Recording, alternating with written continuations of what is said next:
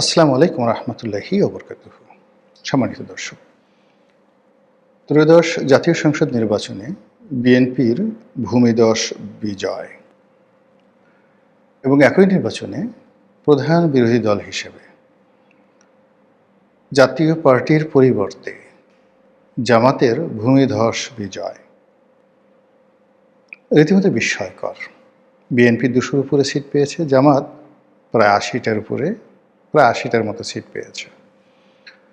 জাতীয় পার্টি সহ অন্যান্য যে সকল স্বতন্ত্র প্রার্থীরা মাঠে দাঁড়িয়েছিলেন প্রায় সবাই গোহারা হেরেছে।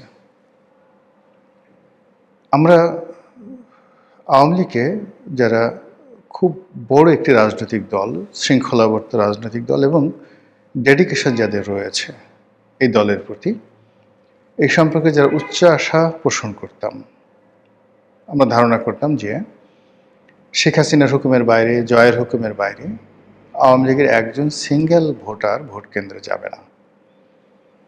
কিন্তু বাস্তবতা হলো যে সকল একেবারে সন্দেহ, অবিশ্বাস দূর করে দিয়ে এই নির্বাচনে যত সংখ্যক ভোটার ভোট কেন্দ্রে উপস্থিত হয়েছেন এবং যেভাবে শান্তিপূর্ণভাবে ভোট দিয়েছেন, ভোটে অংশগ্রহণ করেছেন, সেটা আওয়ামী লীগ যদি সঠিকভাবে গ্রহণ না করে এবং এই নির্বাচনের ফলাফলকে যদি আওয়ামী লীগ তাদের আত্মসমালোচনার হাতিয়ার হিসেবে তারা মূল্যায়ন না করে, তাহলে বহু বছর তাদেরকে উদ্ভ্রান্তের মতো ঘুরে বেড়াতে হবে। প্রকৃতির যে একটা বিচার, সেই বিচারের কারণে আওয়ামী লীগের যে পতন হলো, সেই পতনের জন্য যতটা না জনগণ দায়ী, যতটা না দেশের মানুষ রাজপথে নেমে এসেছিল, কিংবা যতটা না আওয়ামী লীগ করেছে জনগণের বিরুদ্ধে, তার চেয়ে সবচেয়ে বড় বিষয় হলো প্রকৃতি এমন সব ঘটনা ঘটিয়ে দিয়েছে যে ঘটনার ফলে ১৫ বছরের একটি শক্তিশালী শাসনের পতন হয়েছে। এবং এই ভোটের একদিন আগ পর্যন্ত আওয়ামী লীগের যারা লোকজন, তারা শতভাগ নিশ্চিত ছিল ভোট হবে না। দ্বিতীয় ছিল যে ভোট যদি হয়ও, তারা যারা আওয়ামী লীগ করেন তারা কখনোই ভোট কেন্দ্রে যাবেন না। এবং আমি নিজেও ব্যক্তিগতভাবে মনে করতাম যে আওয়ামী লীগের এই যে আত্মবিশ্বাস, সেটি হয়তো সঠিক, এবং আওয়ামী লীগের ভোটাররা যদি ভোট কেন্দ্রে না যায়, ভোট কোনো অবস্থাতে উৎসবমুখর হবে না, অংশগ্রহণমূলক হবে না, এবং ২০-২৫% ভোট হবে কিনা সন্দেহ। এরকম একটা ধারণা আমারও ছিল। কিন্তু বাস্তবতা হলো যে নির্বাচনের দিন এই হাতে গোনা কিছু ভোট কেন্দ্র ছাড়া প্রায় সব ক্ষেত্রেই ভোটাররা হুমড়ি খেয়ে পড়েছেন। এখানে কোনো ইলেকশন ইঞ্জিনিয়ারিং ছিল কি না আল্লাহ ছাড়া বলতে পারবে না, কিন্তু আমরা দৃশ্য তো দেখিনি। শান্তিপূর্ণভাবে হয়েছে এবং বাংলাদেশের ইতিহাসে এত কম মারামারি, এত কম গণ্ডগোল এবং হানাহানি ছাড়া একটি সুন্দর নির্বাচন কল্পনাই করা যায় না। তো সেই দিক থেকে বিএনপির বিজয়, তারেক রহমান সাহেবের প্রধানমন্ত্রী হওয়া, এইগুলো যদি আপনি আওয়ামী লীগের একদম শেষ কয়েকটি বছরের কথাবার্তার সঙ্গে তুলনা করেন, তাহলে বুঝতে পারবেন যে তাদের মধ্যে কতটা মনোবেদনা তৈরি করেছে। তারা কোনো অবস্থাতেই তারেক রহমান সাহেবকে কোনো রাজনৈতিক ব্যক্তিত্ব মনে করতেন না। স্বয়ং প্রধানমন্ত্রী শেখ হাসিনা থেকে শুরু করে তার যারা লোকজন রয়েছেন, তারা মনে করতেন যে অর্বাচীন বালক, এর দ্বারা কোনোদিন নির্বাচন করা সম্ভব হবে না, দেশ পরিচালনা তো দূরের কথা, দল পরিচালনা করাও সম্ভব নয়। এবং তাদের সেই তুচ্ছতাচ্ছিলের কারণে তারেক রহমান সাহেবের যতটুকু না যোগ্যতা আছে, আওয়ামী লীগ করতো কি সেই যোগ্যতাটাকে আরও ৯৯% কমিয়ে মাত্র ১% তার সেই যোগ্যতার নম্বর দিয়ে তাকে সেভাবে মূল্যায়ন করতেন।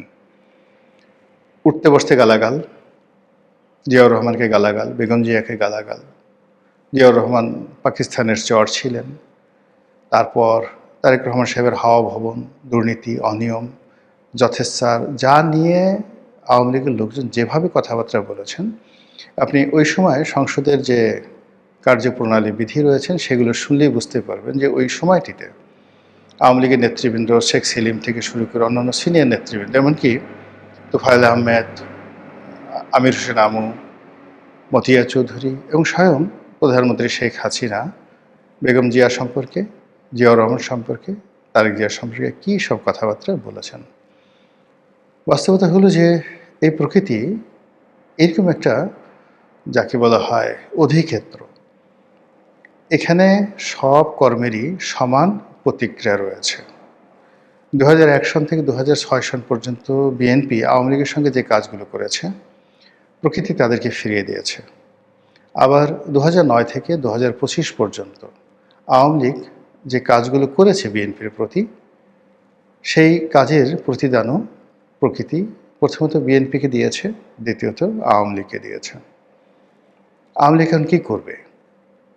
তারা যতবার শুনবে যে প্রধানমন্ত্রী তারেক রহমান জাতির উদ্দেশ্যে ভাষণ দেবেন, প্রধানমন্ত্রী তারেক রহমান ভারত ভ্রমণে যাবেন, আর বিমানবন্দরে তাকে অভ্যর্থনা জানানোর জন্য স্বয়ং নরেন্দ্র মোদী উপস্থিত। এ দৃশ্য যখন শেখ হাসিনা দেখবেন, তার লোকজন দেখবেন, তাদের কেমন লাগবে, কতটা কষ্ট তারা পাবেন। তারা কি তারেক রহমান সাহেবের যে সাহায্য, সহযোগিতা, অনুকম্পা, এগুলো নিয়ে বাংলাদেশে আসবেন, রাজনীতিতে পুনর্বাসিত হবেন? অথবা তারেক রহমান সাহেব যদি তার উদারতা ভুলে গিয়ে প্রতিহিংসা পরায়ণ হয়ে ওঠেন আওয়ামী লীগের মতো, এবং আওয়ামী লীগের লোকজনদেরকে তিনি তার গতানুগতিক বাংলাদেশের যে ট্র্যাডিশন, সেই ট্র্যাডিশন অনুযায়ী শাস্তি দেন, মামলাগুলো চালিয়ে নেন, যেগুলো আইসিটিতে মামলাগুলো চলছে সেই মামলাগুলো তিনি চালিয়ে নেন, এবং আওয়ামী লীগ যেভাবে বলতো 11-11 সময় যে মামলাগুলো হয়েছিল বেগম জিয়ার বিরুদ্ধে, তারেক রহমান সাহেবের বিরুদ্ধে, সেই মামলাগুলো আওয়ামী লীগ চালিয়ে নিয়েছিল এবং বলছিল আমরা তো এই মামলাগুলো দেইনি। এই মামলাগুলো 11-11 সময়টিতে যারা সেনা শাসক ছিলেন তারা দিয়েছেন। তো এখনও যদি তারেক রহমান সাহেব বলেন যে শেখ হাসিনার বিরুদ্ধে, আওয়ামী লীগের বিরুদ্ধে আমরা তো কোনো মামলা দেইনি, এই মামলাগুলো ডক্টর মোহাম্মদ ইউনূসের জমানায় হয়েছে, আর এখন বাংলাদেশের কোর্ট কাছারি স্বাধীন বিচার ব্যবস্থা রয়েছে, আমরা তো সেই বিচার ব্যবস্থায় হস্তক্ষেপ করতে পারি না। অর্থাৎ শেখ হাসিনার মুখের ভাষাগুলো, আইনমন্ত্রী আনিসুল হকের মুখের ভাষাগুলো যদি এখন তারেক রহমান সাহেব অনুকরণ করেন, একই কথা বলেন, তাহলে আওয়ামী লীগের জন্য কী পরিস্থিতি হবে? এক। 2 নম্বর হলো যে গত অল্প কয়েকদিনের মধ্যে আমরা তারেক রহমান সাহেবের বাংলাদেশে আগমন, যত দ্রুত তিনি সিদ্ধান্ত নিয়েছেন এবং দেশে আসার পর তিনি যেভাবে নিজেকে উপস্থাপন করেছেন এবং যতটা পরিশ্রম করে সারা বাংলাদেশ চষে বেরিয়েছেন, এতে নিশ্চিত করে বলা যায় যে 2001 সনের তারেক রহমান সাহেব এবং 2025 সনের তারেক রহমান সাহেবের মধ্যে আকাশ এবং পাতাল পার্থক্য। অন্যদিকে 2009 সনের শেখ হাসিনা কিংবা 2025 সনের সজীব ওয়াজেদ জয় বা আর তারেক রহমান সাহেব এক জিনিস নয়।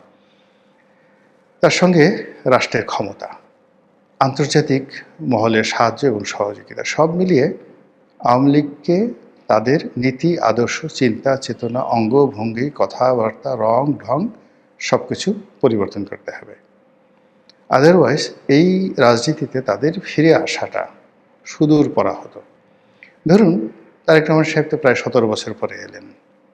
এখন জয় যদি 17 বছর পরে আসেন, জয়ের বয়স এখন প্রায় 55 বছর, 17 বছর পরে জয়ের বয়স কত বছর হবে?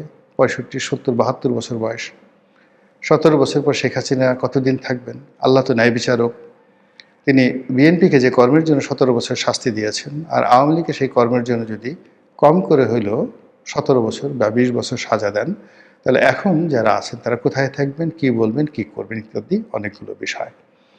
আর এই যে আওয়ামী লীগের দুর্ভোগ এবং দুর্দশা, এটাকে সংক্ষিপ্ত করার জন্যে আওয়ামী লীগ যে কাজটি করতে পারে সেটা হল তওবা, অনুশোচনা, নিজের ভুল স্বীকার করা এবং জায়নামাজে বসে তাহাজ্জুদের নামাজ পড়ে মহান আল্লাহ রাব্বুল আলামিনের কাছে কান্নাকাটি করা, সুন্দরভাবে বলা যে হে আল্লাহ, তুমি আমাকে যে নিয়ামত দিয়েছিলে বা আমাদেরকে যে নিয়ামত দিয়েছিলে, আমরা সেই নিয়ামতের মর্যাদা রক্ষা করতে পারিনি।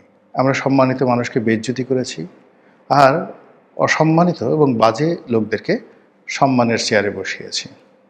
আমরা দুর্বৃত্তদের হাতে ক্ষমতা ছেড়ে দিয়েছি আর ভালো মানুষদেরকে নির্বাসনে পাঠিয়েছি। হে আল্লাহ, তুমি আমাদেরকে মাফ করে দাও, নতুন করে আমাদেরকে আবার একটি সুযোগ দাও। প্রতিটি মানুষ এভাবে যদি তওবা না করেন, আওয়ামী লীগের ফিরে আসাটা সত্যিকার অর্থে আল্লাহ কবে তাদেরকে মঞ্জুর করেন ফিরে আসাটা, এটা আল্লাহ ছাড়া কেউ বলতে পারবেন না।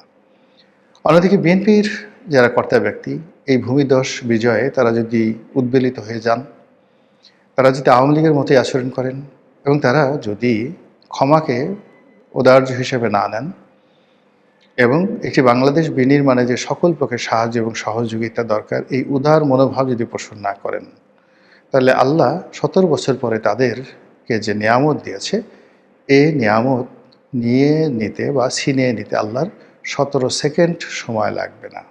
কাজেই যে নিয়ামত দিয়েছে তার শুকরগুজার করতে হবে, ন্যায় বিচার প্রতিষ্ঠা করতে হবে এবং যে ভুল ডক্টর মোহাম্মদ ইউনূস করেছেন গত ১৭ মাসে, জনাব তারেক রহমান সাহেবকে অবশ্যই সেই ভুলগুলো করা যাবে না।